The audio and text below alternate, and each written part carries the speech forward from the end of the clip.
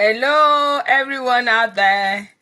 How are you? And how's everybody? And how has your day been? I had a wonderful day. It was awesome. Awesome. Because this is a day the Lord has made, and we will rejoice and be glad in it. I had a wonderful swell time. It was awesome. I had a field day. I had all the day, perfect. Everything about my day today was just perfect, as in like perfect. So my name is Fumi Akingbade. One more time, you are all welcome, and we are going on to answering your questions. And like I said, you can always friend or like or just put on a notification. And as soon as I'm on, you can be on. Bring all your sexual health challenges question that has to do with couple or marital issue with singles, anything about your marriage, your sexual health life. We will trash them here. And like I said, I'm the columnist of Sex and Sexuality Saturday Punch newspaper back in Nigeria. And I also here trash a lot of questions that we've not been able to trash on the column. We have so many, we have over 1,500 articles. uh, I think I'm mistaken now, but we have quite enormous of these articles with your questions, and I know many of your questions are not being answered, and that's why we create this forum, and it's called Pillow Talk Show with Fumi Akingbade, and I still remain your one and only bedroom instructor. So we're going to go to the question for today, but before I go, the number to reach me on with only on WhatsApp is +234 8034540594 +234 8034540594. Now let's take this question. Keloids are getting on my nerves. Keloids formation, they are getting on my nerves. Now let me read the question, then we'll go about how to tackle the answers. I am a man that believes in marital fidelity. Thumb up for you. We love it for that. But loves to enjoy sex to any extent with my wife. Great. That's a good one. Kudos. But I have a big problem at hand. My wife has lots of keloids formation all over her vagina. This does not only irritates me, but damped my libido. Big issue here. But ironically, there are no issues that are too big. As soon as I sight the ugly cluster keloids, my erection just go down. In other words, I go banana. Now, the question is, I encourage her to go for surgery. She refuses. What are the best way that I can help? Because presently I'm being starving myself of sex. As soon as I set my eyes on those keloids, I don't just have libido. Now, let me read. I just gave, let's assume a nickname, but let me read I just gave him Stanley just to address this issue. Let me read the reply we wrote to Stanley, and if there's a reason for us, anything for us to write on or to add to it, we will add to it. A keloid is a bump of scar tissue that grows past a wound's boundary. Maybe I should explain better. Whenever you have a wound, you have a scar formation. I'm trying to see if I have a wound here to just use to. Okay, I got some here, but I don't know if you can see. This is a scar. This is a scar. This is a scar. When you have a wound, there is a scar formation. Now I have a wound here, and let me try and show, and there is a scar formation here. Now, what happened what happened with this wound is that the wound and the scar formation does not go beyond its boundary. Now, if it swells a little, which I think I have somewhere, some part of my body, I can't even remember, it's called keloid. Keloid is a bump of scar. Instead of the scar to just, be at the level of your skin, there is a raise. So a keloid is a bump of scar tissue that grows past a wound's boundary. There's supposed to be a boundary of a wound. Your wound should not go beyond the boundary of the skin. But a keloid formation is a raise, sometimes a little raise and sometimes a bigger raise. It may keep growing weeks after the skin is healed. It's more common in dark-skinned women. Somehow, there are still no explanation why dark-skinned women have more of keloids. Now, keloids can form anywhere in the body, any part of the body, but often they are on the earlobe. Maybe you have your ear, you punctured, you want to have another earring, another stuff. Keloid formation are more on the earlobe. Actually, they are more on where there are soft tissue. Earlobes, sometimes on the shoulder, sometimes on the upper back, just this side of the back. Sometimes you see it on the chest of men or women. Sometimes you can see it on the cheek, or sometimes you can see it on the tip of the vulva, of the lip, and sometimes of the vulva. I don't know why it's there, but in most cases, you see it on the tip of the vulva. The vulva of the woman has two lips. There is an outer vulva, there's an outer lip, and there's an inner lip. The outer lip is called labia majora, the major one, and there's an inner one called labia minora. And sometimes women, dark-skinned women, have more of this keloid on especially the outer lip of their vagina. And they are not harmful. They are normally not harmful to sex, and they are just not harmful to the body. Although medically it's been said that sometimes to test for skin cancer, they can take some sample from this keloid just to know if it's cancerous or not. But 90% of keloid are not cancerous. And if it happens to be at the tip of the labia minora, it's not harmful to sex. But the problem with this man is that his wife has a cluster of it. When something is called cluster, there is so many. It's not one, it's not two, more than 5. When you say cluster, there are just much there.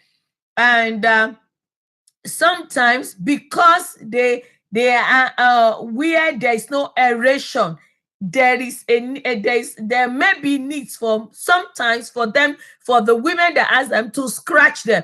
And when you scratch keloids, especially where there is no aeration, you see the vulva has no aeration. That's why many times, even if you don't have keloid, I tell women, don't wear panties to sleep. Let there be aeration. Let there be fan blowing into that place, because it's always moisturous. And when it's moisturous, germs develop in moisturous area.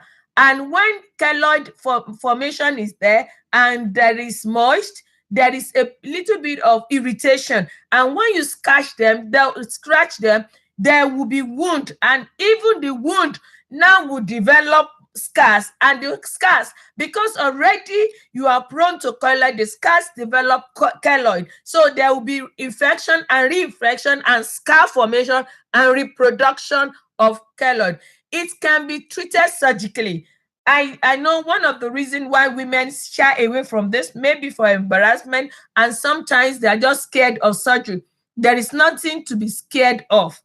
See a dermatologist and just go get it off. If you get it off, it will help you. But if you don't, most of the time, it's not only can, from the situation of this man. But I have seen a situation, I'm not sure if it's this particular client, that I told them with keloid formation, use aloe vera plant.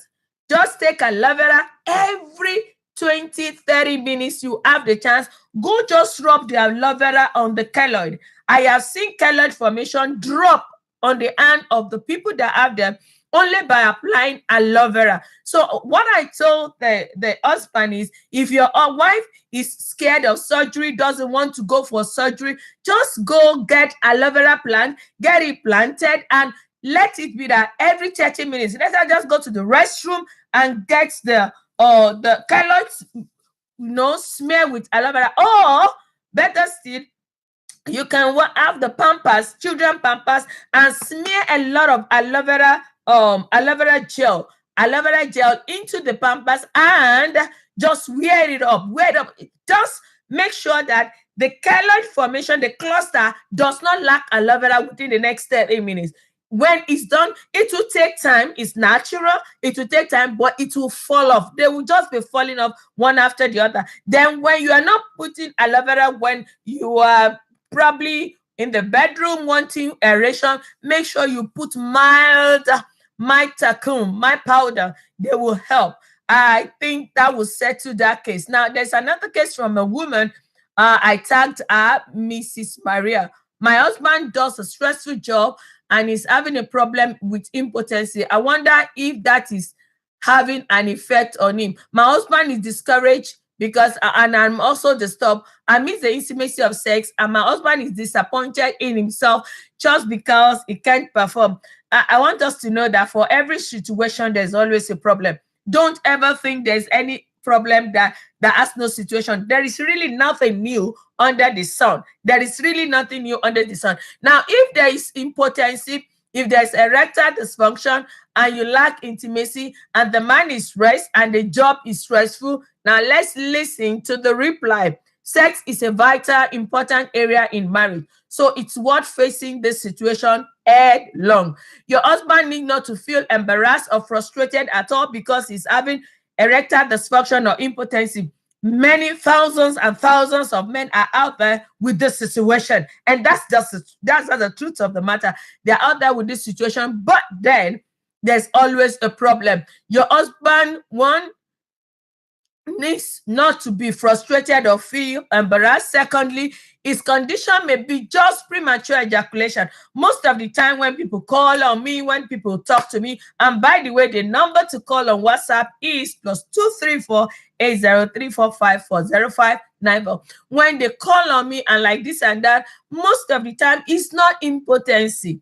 Impotency is a complete write out, as in like you completely written off this case, that there is no cure. That's when we target impotency. But with some cases, it might just be premature ejaculation, just mere premature ejaculation, and you think it's impotency.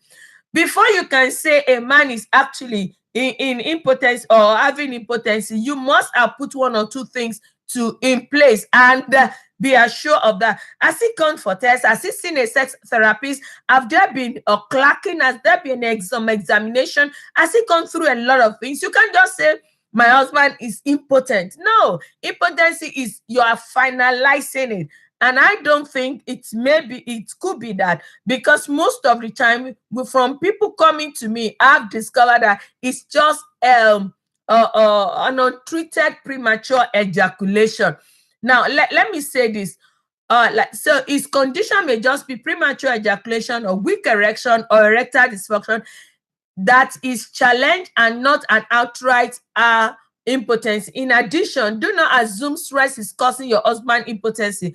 Physical disorders such as diabetes mellitus might just be, underlying factor that most of us are not aware of. Is he hypertensive? Is he diabetic? What is the fasting blood sugar level? What is the random blood sugar level? What is his blood pressure when he just wake up from bed, when he's just about to go to bed? Or is he having normal exercise? Or is he having normal hormonal balance? How about his prostate health? How about the testosterone? Are they having one in the morning? Does he still have morning erection? Does he have anxiety of performance? How about his eating health style? How about his eating health style? All those things, they matter a lot. Various medication also could just be the causative reasons. If your husband is on antidepressant, antihypertensive, or diuretic, or anti-narcotic, or is just taking excess cigarette, or even eating kola nut, as in kola nut in the morning, kola nut in the afternoon, kola nut in the night. When people eat in kola nut, we have nicotine acid, almost the same thing as the nicotine acid that is inside the cigarette.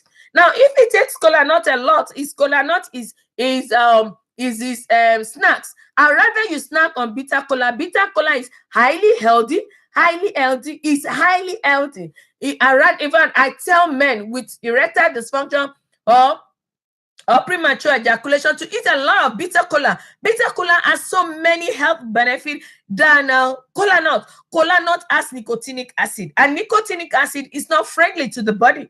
It's not really friendly to the body. I want us to know that. Then, how about all these ones could trigger premature ejaculation, and when premature ejaculation is not well treated on time, it's prolonged, it leads to erectile dysfunction. It is when there is no solution that will conclusively conclude that it's impotency. We can't say somebody is impotent, because if you say it's impotent, it can't even give birth, it can't even produce semen, it can't produce sperm cell, it can't produce nothing, no erection, nothing. But does it still have money erection? Does it still have an arousal? Does it still have libido? No feeling?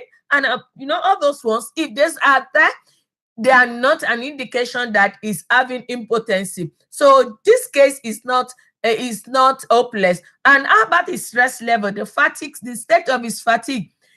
In the case of this man's husband, I just want the woman, I told the woman that she should do everything and anything in her power to reduce the level of the stress of the man. And there are many other natural vitamins, natural herbal vitamins out there.